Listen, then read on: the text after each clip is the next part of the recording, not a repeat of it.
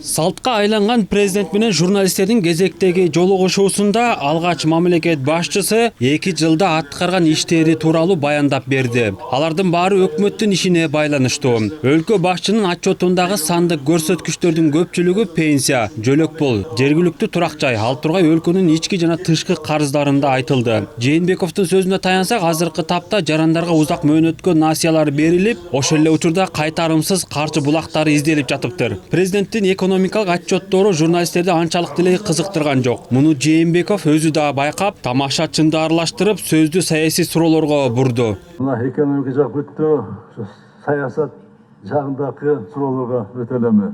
Мен силерди укканга мына даярмын. Келиңиздер. Көрсө мамлекет башчысы жаңылышпаптыр. Массалык маалымат каражаттарынын өкүлдөрү узаткан суроолордун көпчүлүгү саясий багытты камтыды. Журналисттик иликтөө жана анда аталган аттар боюнча президенттин пикири баарына кызык болду. Бул багытта берилген суроого Жээнбеков саясий жасалма жолдор менен Матраимовду коррупциянын ана башы катары көрсөтүп, анан калса өзүнө байланыштырууга аракеттер көрүлүп жатат деп жооп берди.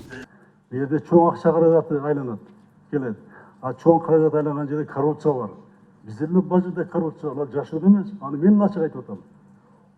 Айтып атам, керек болсо чыгарып алып сөгүп атам, айтпаганды айтып атам.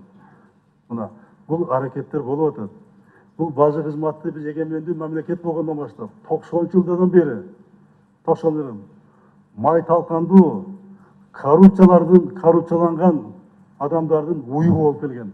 Кыргызстанда сөз эркиндигинин корголушуна сооронбай Жээнбеков өзү дагы кызыктар. Бирок материалдарды чагылдырууда же жазууда журналисттерди фактыга таянууга чакырды. Басылмаларга болгон хакердик чабуулдар дүйнөлүк тажрыйбада кадимки эле көрүнүш экенин айткан президент кибер коопсуздугуна жооп бере турган атайын орган болоорун белгиледи. Ал келерки жылдын январь айында түзүлөт. Коопсуздук кеңешинин катчылыгында кибер коопсуздук боюнча стратегия иштелип чыкты. Ал кабыл алынды. Буга чейин бир дагы иш болгон эмес, бул стратегия кабыл алынган эмес. Кабыл алдык. Азыр ошол стратегиянын негизинде улуттук коопсуздук мамлекеттик комитети жана технологиялар жана байланыш комитети бул жүктөлдү. Ак үйдөгү саясий дайындоолор тууралуу да кесиптештер суроо узатты. Биздин редакция акыркы кадрдык дайындоолор боюнча өлкө башчынын оюна кызыкты. Мен суроом саясий дайындоо боюнча баарыбызга белгилүү болгондой акыркы учурда мамлекеттик жетекчилик кызматка көбүн эсе бийликке сын айткан адамдар дайындалып жатат. Ушул дайындоолорду ооз басуу деп баамдасак болобу, же бул кадрлар чынында реформа жасап жакшы иштей алат деп сиз ишенесизби? Мен түшүндүм.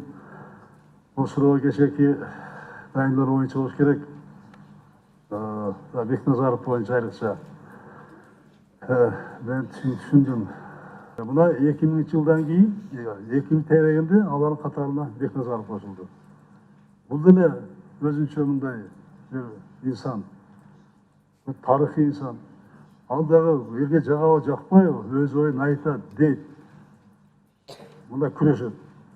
Кыргыз-тажик чек араларындагы акыркы жаңжалдарга байланыштуу журналисттер президенттин аракетин сурашты. Өлкө башчы сүйлөшүүлөр жайнокто жүрүп жатканын, тыкыр иликтенип, дипломатиялык жолдор менен чечилүүгө тийиштигин белгиледи. Кыргызстандын жүрөгүн өйгөн көйгөйлүү маселе бул Баткендеги чек арадан улам чыгып аткан кырдаалдар болууда.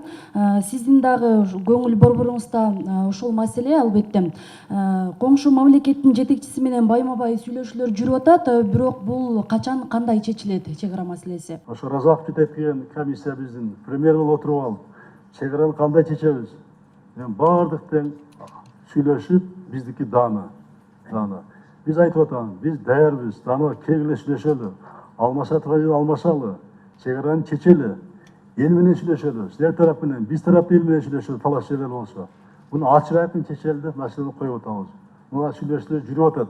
Жыйынтыктап айта турган болсок, келерки парламенттик шайлоодо өлкө башчы бир дагы партияны, анын ичинде КСДПны да колдобойт. Ошол эле учурда аталган партиянын мындан аркы иш аракетине да кийлигишпейт. Мурдагы мүчөсү катары партиянын учурдагы абалы мамлекет башчысын дагы кейитет. Белгилей кетсек, бүгүнкү басма сөз жыйынына катышууга 92 жалпыга маалымдоо каражаттарынан 188 журналист каттоодон өткөн. Алардын 160-ы жергиликтүү, калган 15-и чет элдик ММКлар. Дүйшөн Шаршенбеков, Алтынбек Сакиев, Нью ТВ. Кандайдыр бир репрессия кылып атат,